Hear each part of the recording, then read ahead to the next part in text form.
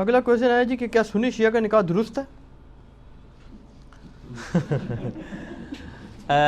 اس میں میرا سوال ہے، وہ مولانا مودودی رحمہ اللہ سے نا کسی نے، اچھا مددی گل ہے، مولانا مودودی رحمہ اللہ سے کسی نے پوچھا کہ جب کئی صحابہ نے یزید کی بیعت کر لی تھی تو حسین علیہ السلام نے بیعت کیوں نہیں کی؟ ٹھیک ہے، ان کو کیا مسئلہ تھا، وہ بھی کر لیتے۔ آئے ہائے ہائے، مودودی صاحب نے اینٹی وینم دیتا، انہوں نے کہا جب حسین نے بیعت نہیں کی تھی تو باقیوں نے کیوں کر لی؟ وارث رسول تو حسین تھا۔ میں آپ سے یہ سوال پوچھتا ہوں کہ جب حسین نے بیعت نہیں کی حضور کے بچے نے، باقیوں نے کیوں کر لی؟ میرے کو تو بعد ہی پوچھو نا کہ باقیوں نے کر لی سی تے حسین نے، میں تہنوں پوچھنا جو حسین نے بیعت نہیں کی تھی باقیوں نے کیوں کر لی؟ اے پھکی جواب ہے، کیا زبردست جواب ہے۔ ٹھیک ہے جی، تو ہوں سوال تسی ریپیٹ کرو، ہوں یاد کیا ہے سنی شیعہ کا نکاح درست ہے؟ ہاں، اس کا بھی میں پھکی والا جواب دیتا ہوں کہ سورہ المائدہ کے اندر آیا ہے کہ اہل کتاب کی جو عورتیں ہیں ان کے ساتھ مسلمان مرد شادی کر سکتے ہیں۔ اہل کتاب یہود و نصارہ شرک بھی کرتے تھے، لیکن اللہ نے ان کو بینیفٹ آف ڈاؤٹ دیا کہ یہ پیغمبروں کے ماننے والے ہیں، اور نبی علیہ السلام کے زمانے میں بھی مشرک تھے، ان کے شرک کو ایڈریس کیا گیا۔ قرآن نے کہیں یہ نہیں کہا جو شرک نہ کرتا ہو یہودی اور عیسائی اس سے کر لو، نہ، بت پرست کے ساتھ منع کیا، اور جو اہل کتاب مشرک ہے اس کے ساتھ اجازت دے دی، اور اجماع امت ہے، کسی کا بھی انکار نہیں ہے۔ تو یہودی اور عیسائی عورت کے ساتھ مسلمان مرد کی شادی ہو سکتی ہے؟ ہو سکتی ہے۔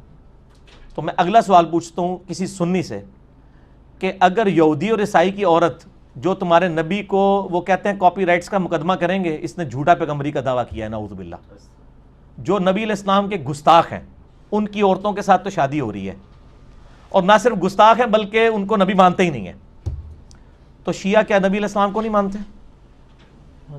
محمد اور آل محمد کہتے ہیں۔ آپ تو ہر بزرگ بابے کے آگے جھکے ہوئے ہوتے ہیں، وہ تو اہل بیت سے باہر ہی نہیں جاتے ہیں، وہ کہتے ہیں محمد اور آل محمد۔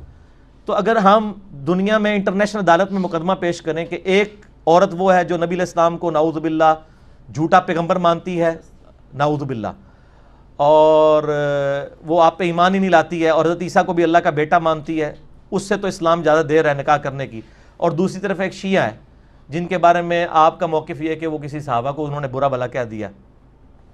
اور مجھے مولانا اسحاق صاحب کی بات یاد آ گئی، وہ فرمایا کرتے تھے کہ جی اسلام سے نکالنے کے لیے اسی چیز کا انکار ضروری ہے جو اسلام میں آنے کے لیے اقرار کیا جاتا ہے۔ اسلام میں آنے کے لیے ابو بکر و عمر کا کلمہ پڑھایا جاتا ہے، یا عثمان و علی کا، یا نبی علیہ السلام کا۔ تو جب تک کوئی نبی کا انکار نہیں کرتا وہ اسلام سے باہر نہیں نکل سکتا، کیونکہ جب آپ نے اس کو اسلام میں داخل کیا تھا تو اس کو آپ نے نبی علیہ السلام کا کلمہ پڑھا کے داخل کیا تھا۔ اب اسلام سے نکلنے کے لیے بھی نا نبی صلی اللہ علیہ وآلہ وسلم کا اور قرآن کا اور آخرت کا انکار کرنا ہوگا، نعوذ باللہ یا اللہ کا۔ تو یہ ان کے جذباتی رویے ہیں، شیعہ ہوں سنی ہوں سب کے ساتھ نکاح کیا جا سکتا ہے، البتہ کفر کا ایشو ہے۔ میں تو اگلی بات کرتا ہوں، میں سنیوں سے پوچھتا ہوں کیا کوئی بریلوی اپنی بچی کسی اہل حدیث یا دیوبندی کو دے گا؟ تو وہ تو شیعہ نہیں ہے، وہ تو سنیوں کے آف شوٹ ہیں۔ سر یہ سوال بدلیں سنی شیعہ کا انکاح، اس سوال کو یہ کریں کہ بریلوی کی لڑکی کا دیوبندی کے لڑکے کے ساتھ ہو سکتا ہے، تو کہیں گے نہیں، دیوبندی کی لڑکی کا بریلوی، اوے آپس ہی نہیں کرتے، تسی ایڈے بڑے فرق ہی پہنچ گئے ہو، انہوں نے تو یہی مت نہیں ہے، بلکہ یہ آتی اور مماتی کا نکاح نہیں ہوتا دیوبندیوں میں آپس میں۔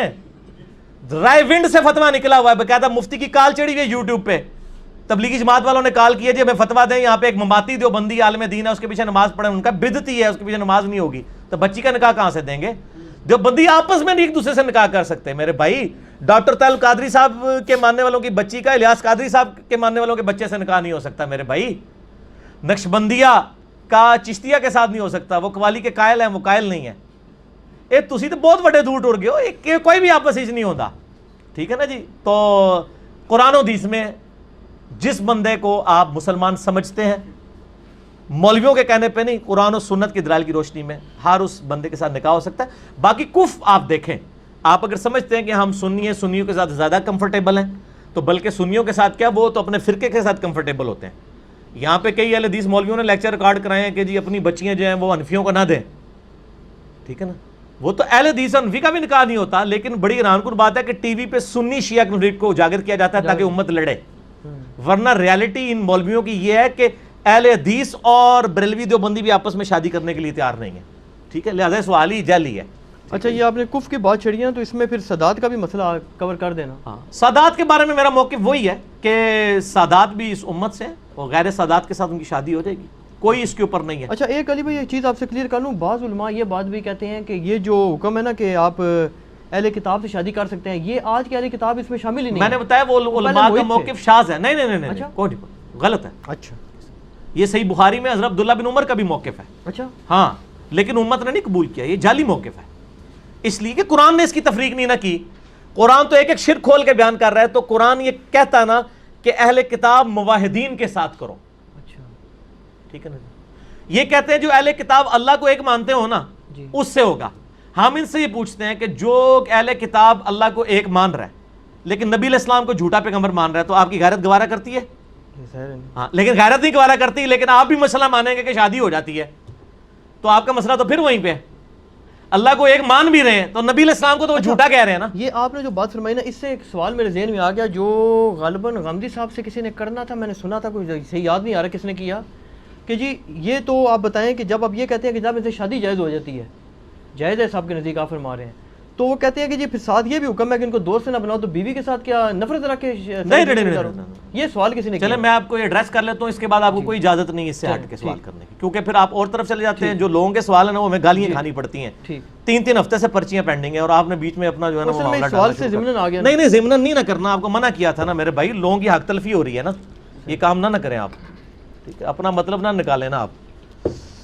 مسئلہ یہ ہے کہ یہود و نصارہ کے ساتھ دلی دوستی منع ہے. قرآن میں کہیں نہیں آیا کہ یہود و نصارہ کے ساتھ دوستی منع ہے.